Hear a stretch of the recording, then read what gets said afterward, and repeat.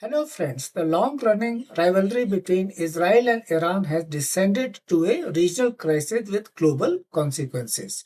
What started as proxy wars and harsh words has now turned into a full-fledged war. How does it affect India's interests? But before that, let us understand the causes of this crisis. Israel and Iran have deep ideological differences. Iran follows Shia Islamic beliefs while Israel is built on Zionist ideas. Iran is a rising regional power while Israel wants to establish its hegemony in the region. This creates tension between them. Israel considers Iran as a threat to its very existence. This is because Iran backs armed groups like Hezbollah, Houthis, and Hamas. And let us understand this crucial dynamic. Hamas is a Sunni group. It was founded in 1987 and stems from the Muslim Brotherhood. It governs Gaza and functions as both a political party and an armed group. Hezbollah originated in 1980s with Iranian support. It is a Shia Islamist group with military and political roles in Lebanon. Houthis are Shia Islamists and originated in northern Yemen. Since 2014, they have controlled much of Yemen, including Sana'a. Despite their sectarian differences, Iran has managed to unite the three as part of its axis of resistance. Iran leads a loose network which includes Hamas, Hezbollah, and the Houthis. They often act in concert despite the absence of a formal alliance, especially during regional conflicts. Iran funds, arms, and trains all the three groups. The Iranian Revolutionary Guard Corps or IRGC, especially its Quds Force, plays a major role in connecting and supporting these groups. Iran leverages them to expand its regional power and challenge rivals. This strategy simultaneously pressures Israel and its allies. Evidence suggests coordination among these three groups during major conflicts. Hamas's October 7th attack last year may have involved Hezbollah and Iran. During 2023 and 2025 Red Sea attacks on US and Israel ships, it was clear that Houthi supported the Hamas. Israel counters Iranian-backed attacks through preemptive strikes and cyber attacks. A big change happened in April 2024. Iran launched a massive attack against Israel using 300 drones, cruise missiles, and ballistic missiles.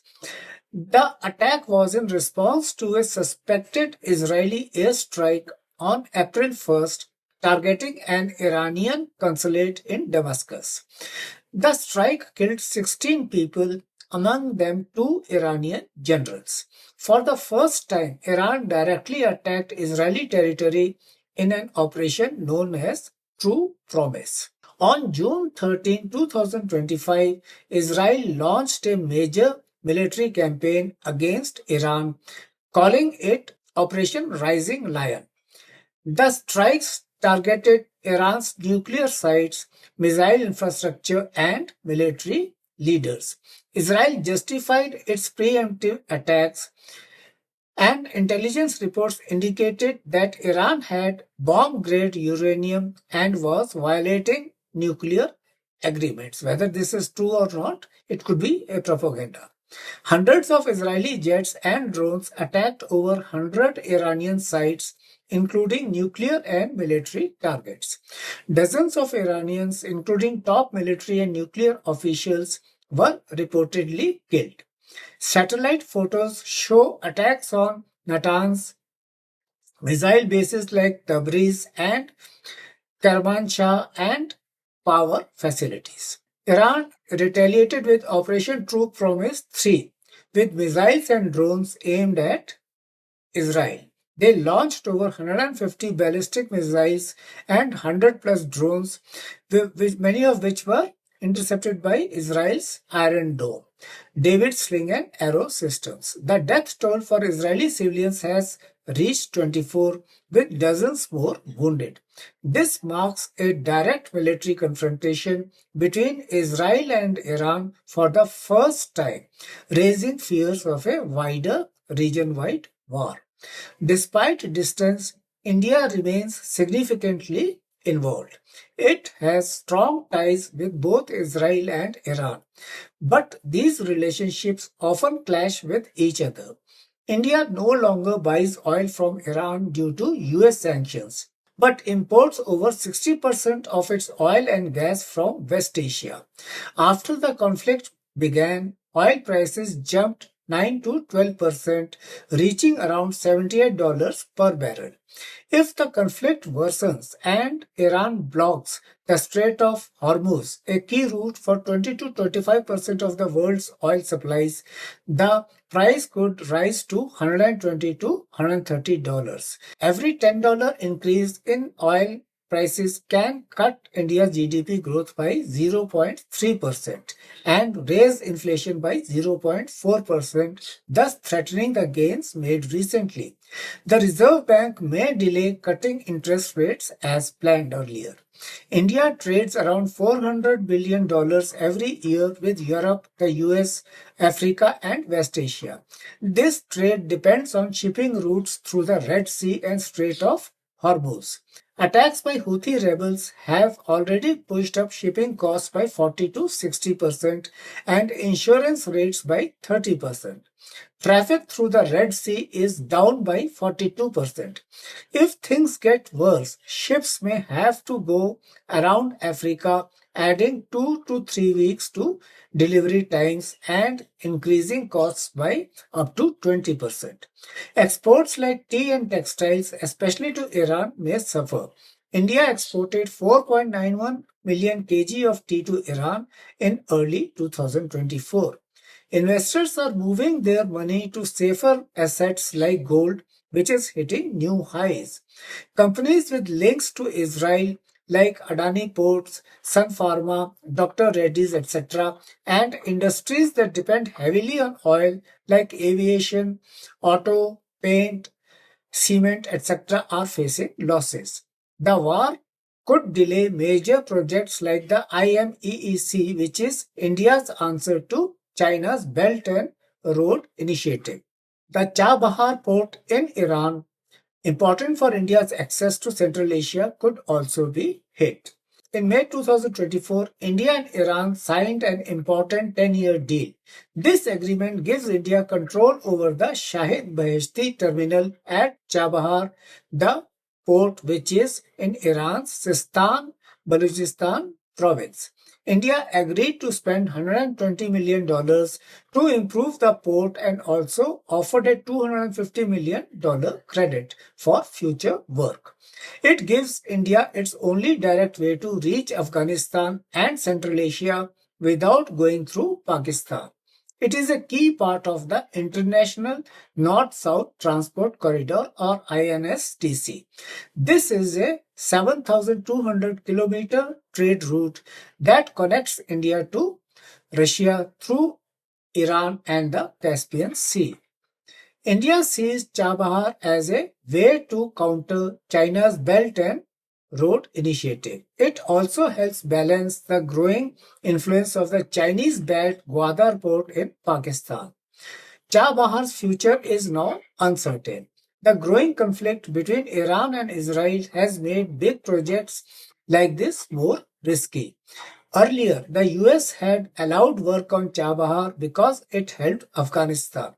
But in February 2025, a new order ended that exemption.